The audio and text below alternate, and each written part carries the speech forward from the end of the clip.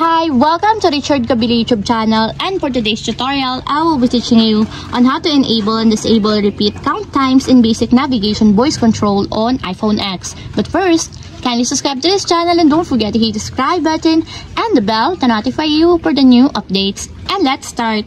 Using your iPhone X from your home screen, first go to Settings.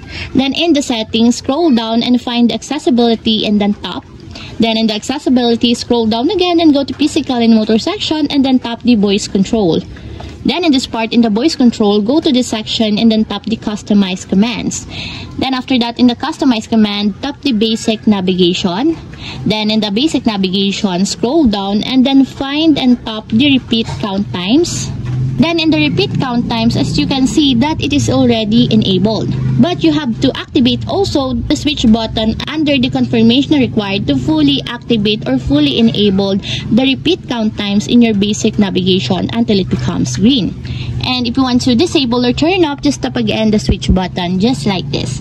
And that's it, we have successfully enabled and disabled repeat count times in basic navigation voice control on iPhone X. If you have a question, kindly comment down below and don't forget to hit the subscribe button and the bell to notify you for the new updates. And thank you for watching!